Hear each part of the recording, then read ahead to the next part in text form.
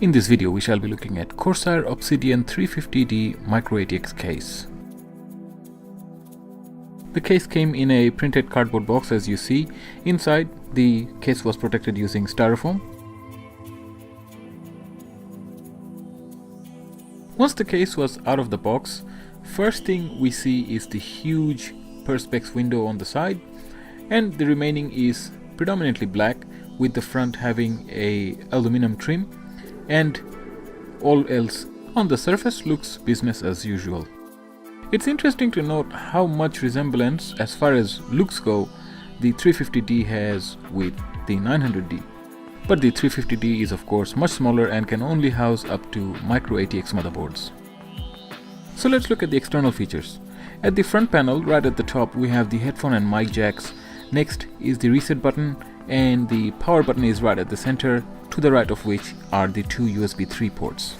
Below which there are two 5¼ inch drive bay cover, and further down is the removable panel which covers the fan area. To remove the front panel cover, we just push at the top two corners of the panel and it unlocks and very easily comes out. Behind that is a large dust filter which is also very easily removed by just pulling down on the lock and pulling it out. The front intake area allows up to 240mm fans, and fans can be mounted in various configurations, as we shall see later in the video. At the bottom, the legs have rubber padding, and there's also a dust filter for the power supply's intake. To remove the dust filter, simply pull it out from the back. The left side panel easily removes by undoing the two thumb screws, and the inside of the case is also fully painted black. At the back of the motherboard tray, there are plenty of rubber grommeted cable pass-through cutouts, both above and below the motherboard. Also, there are loads of cable tie points, especially around the cutouts where its position is really meaningful. I'm particularly pleased to see cable tie points on the right side as well, something that a lot of good cases seem to be missing. The clearance behind the motherboard tray is ample, measuring at 2 cm, which in my opinion should be the minimum legal limit. The hard drive cage uses trays which slides out quite easily, and the accessories pack came fitted in one of those with screws and cable ties inside it. There's also another hard drive cage that houses 2.5 inch drives, and it is completely tool free. Just push the drive in and it locks. Both these cages can be removed to give way for a 240mm radiator. Over here we have installed the Corsair's H100i. Now, if in the system there is only going to be one such radiator, it is advisable that the radiator be mounted on the top, as we shall see later on in this video. The reason for saying that is that generally we use the front of the case for intake. Now, they can be set as exhaust, but we will need other fans to compensate for the negative pressure. Plus, we will also have to compensate for the loss of two hard drive cages. Perhaps something like the Arctic Accelero Hybrid can be a reasonable choice for dedicated GPU liquid cooling. The radiator can be mounted at the front without needing to move the hard drive cages. So the radiator was moved at the top of the case.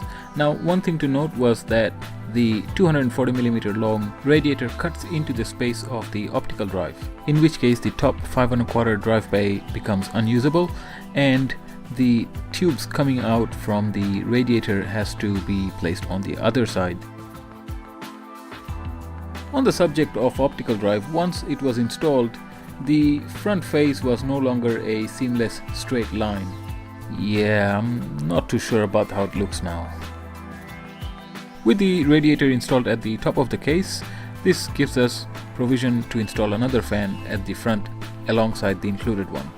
So here we have a system more or less ready to go with all the necessary components and a big graphics card, but there isn't much room for the next one. At the back of the motherboard tray, the space could be better utilized thanks to the ample supply of cable tie points and good 2 cm clearance. For a case this compact, it sure packs a lot of features, and there's still room for a few more things to be added. And the thing about the side panel was that the window is so big that it almost feels like an aquarium. We are looking at the inside alive components. And on the subject of looks, while this is nothing functional, adding some lights inside sure makes a little bit of difference. Everything inside is black after all, and it does not come with any light of its own. Had some BitPhoenix LED strips lying around, so I thought I'd give it a try, and the result speaks for itself. So what are my thoughts about this case? Well, that begins with the price point. Granted, it's early days, but indication is that the case will land $140 RRP in Australia. There is the 400R for slightly less or the 500R for slightly more. But they are both larger cases. So the only thing going for this at this point in time is the fact that it is a mATX case. As time progresses, I'm sure there will be better deals to be found. Quality wise, it's not so bad. The top panel did flex a little bit, but overall structurally the case did feel very strong. It didn't bend or twist as we lifted it and moved it around. So people frequenting the LAN party will find this case a good thing to carry around, although a carry handle would have been very desirable.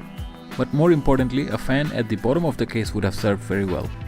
So it comes down to the user's requirements after all.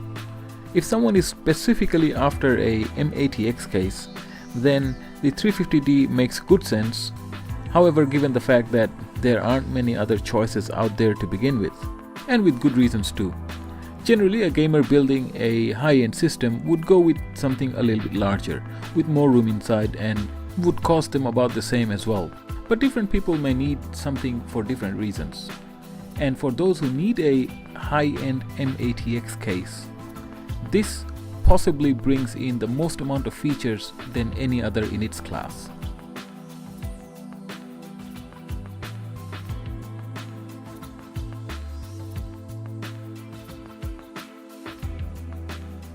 Thank you for watching this video.